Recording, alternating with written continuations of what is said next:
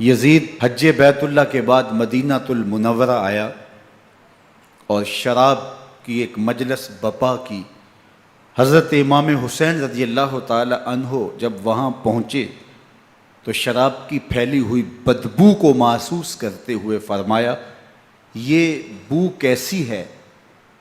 تو نشے میں دھت یزید بولا، یہ شام میں بنتی ہے، اور ایک جام منگوایا اور اس کو پیتے ہوئے دوسرا جام حضرت امام حسین رضی اللہ تعالی عنہ کی طرف بڑھاتے ہوئے کہا، ابا عبداللہ لیجئے۔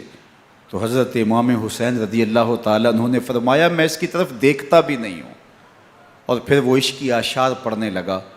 جب یزید کی شراب نوشی کا منظر امام حسین رضی اللہ تعالی عنہ اپنی آنکھوں سے دیکھ چکے تھے تو مجھے بتاؤ یزید کے ہاتھ پہ امام حسین کا پاک ہاتھ کیسے آتا؟ حضرت امام حسین رضی اللہ تعالی عنہ جس ماحول میں پلے تھے، جس ماحول میں پرورش پائی تھی، جس ماحول میں رہے تھے، وہ پاکیزہ اور تقدس مآب ماحول تھا۔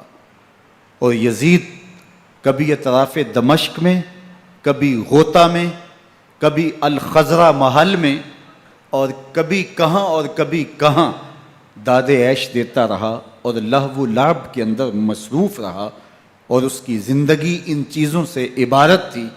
وہ محرمات کو حلال قرار دیتا، شراب نوشی اس کی ہڈیوں میں رچی ہوئی تھی، اور شریعت بیضا کا مذاق اڑایا کرتا۔ اور حسین ابن علی رضی اللہ تعالی عنہ کی دوستیاں جن لوگوں سے تھی وہ عبداللہ ابن عباس تھے، عبداللہ ابن عمر تھے، حضرت عبد الرحمن بن ابو بکر رضی اللہ تعالی عنہ تھے۔ یزید تو جوا کھیلتا رہا، یزید تو قمار بازی کرتا رہا، یزید تو شراب نوشی کرتا رہا، اور حسین ابن علی مسجد نبوی کے منبر میں حضور کے پہلوؤں میں بیٹھتے رہے۔ اللہ اکبر! حسین کے لیے پیغمبر کے سجدوں کو طول دیا جا رہا ہے۔ حضرت سیدہ فاطمہ الزہرا رضی اللہ تعالی عنہ کے گھر کے قریب سے گزرے تو حضرت امام حسین کے رونے کی آواز آ رہی تھی، تو آقا کریم علیہ السلام نے فرمایا کہ فاطمہ حسین کو چپ کرواؤ، اللہ تعلمی ان بقاءہ یوزینی، تو جانتی نہیں حسین کا رونا مجھے دکھ دیتا ہے۔ حسین ابن علی کو حضور رونے نہیں دیتے تھے، ان کو دکھی نہیں ہونے دیتے تھے، کیونکہ رسول اللہ صلی اللہ علیہ وسلم جانتے تھے کہ یہ کتنے دکھ سہے گا، کتنی تکلیفوں سے گزرے گا اور کتنے مصائب سہے گا۔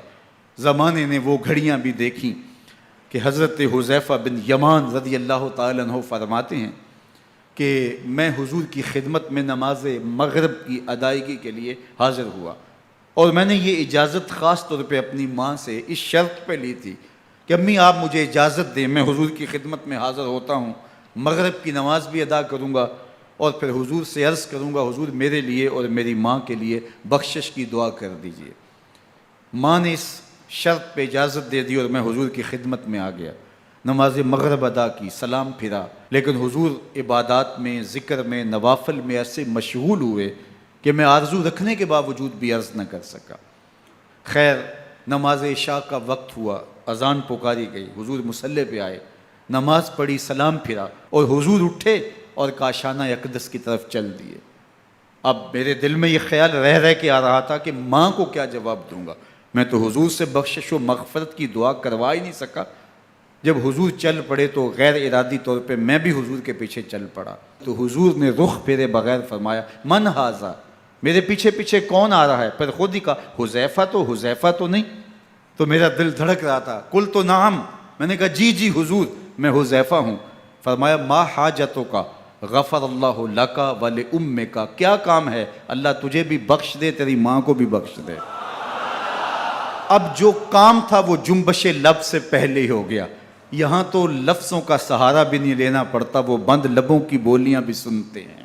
اقبال بولا ہے فروغت صبح آثار و دہور، چشم تو بینندائے ما فی الصدور، تیری نظر تو سینوں کے چھپے راز بھی دیکھتی ہے۔